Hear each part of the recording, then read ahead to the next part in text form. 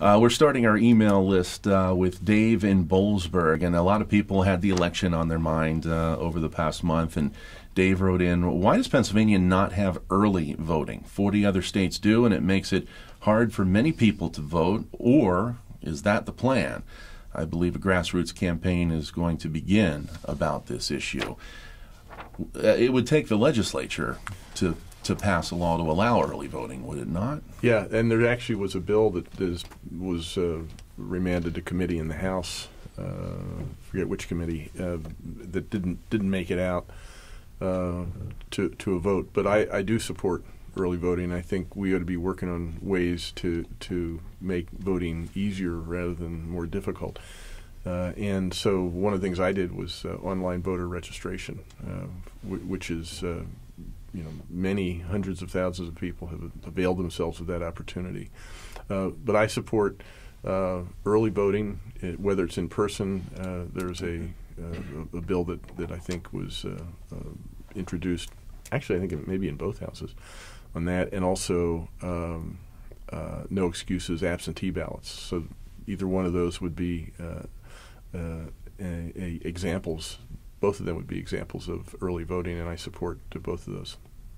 Our next email's a little wordy, but I think it's an important issue. Go ahead, Rachel. It comes from Jack in Pittsburgh. He's very polite. He says, "Hello, Governor Wolf. I hope this message finds you doing well." By the way, I'd like more emails both to the governor and myself that start out with a pleasantry nice. like Jack that. sounds like a nice person. Most of mine are dear media commie, So Jack asks, like so many of my fellow Pennsylvanians and Americans, I have expressed concern over the recent election results. One of my questions pertains to the current field I am working in and have worked in for the last several years. Our agency serves people with medical assistance and works with agencies, including our own, that bill this public insurance. Is this something that will be protected in the state of Pennsylvania, or should we be concerned that the next Congress and administration might cut it? I am worried, as so many of my clients rely on this and would likely be destroyed financially should it go away. I think Jack raises a really good question. We don't know. I expanded Medicaid as one of my first acts, and there are now, I think, 680,000 Pennsylvanians who have health insurance who didn't have it before. And I don't think any of us knows what President-elect Trump or his administration will do. He talked a lot about just throwing the ACA out. Now he's talking about reforming it. But we just don't know. So I'm as concerned as Jack and his clients are, because I don't know, and I, like Jack, waiting bated breath to see what happens to these people who actually dire need of the health benefits they got from the Affordable Care Act. That Medicaid expansion, that is directly tied to the fate of the ACA, whatever it may be. Absolutely. In the coming year or two. Absolutely. Yeah. Our next email comes from Zera. I hope I'm pronouncing that correctly. It's a beautiful name, Zehra. I love that name. From Allentown, and Zera writes, what's the easiest way we can have the Electoral College reflect the popular vote? Since the State House is mostly Republican, is it possible to put this issue on a ballot?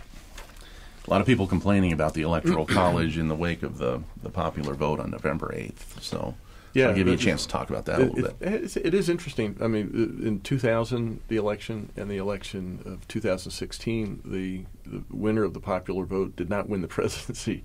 And a couple other times in history, too. Two other times, yeah. Rutherford B. Hayes, in Benjamin 1876. Harrison. No, Rutherford B. Hayes and Samuel Tilden. Tilden won. No, but Benjamin Harrison, didn't he also? Yeah, I think that's right. Yeah. I think that's right. Yeah. So anyway, it's a system that extends back to the time of the 1787 Constitution, and the idea was that you'd have a winner-take-all electoral votes to help the bigger states retain some authority and the influence in the new nation. And what it has led to increasingly is what we've seen in 2 times in the last 16 years, where the popular will of the people has been thwarted by this first past the post electoral college vote. So there are a couple of ways we can fix this. One is with a constitutional amendment that is very difficult. Another way is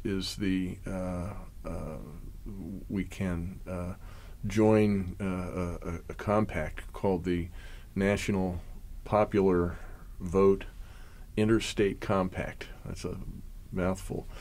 But if we have states, the idea of that is that each state would commit its electoral votes to whoever won the national popular vote. It wouldn't be whoever won the popular vote in your state. It would be who won it nationally. So in this case, the electors would be committed to whoever won the popular vote in the 2016 election. And right now that has about 165 states with 165 electoral votes committed to it.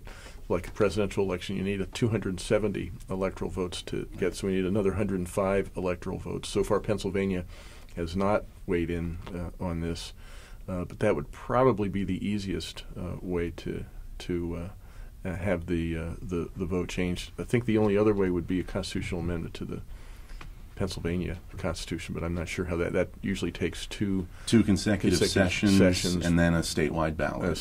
So it would take a while. You know, you see it on social media a lot, editorials, a lot of op-eds, people urging the Electoral College to throw out what happened on November 8th and still cast their votes for Hillary Clinton anyway.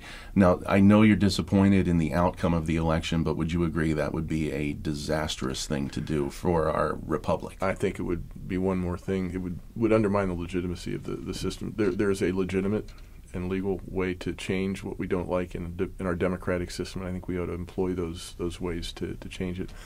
Yeah, some people have talked about, and actually, I think the election of 1800, the Pennsylvania State General Assembly did actually elect new electors, and they went, were meant to make up their minds independently of how the general election of 1800 turned out. I don't think we want to do that.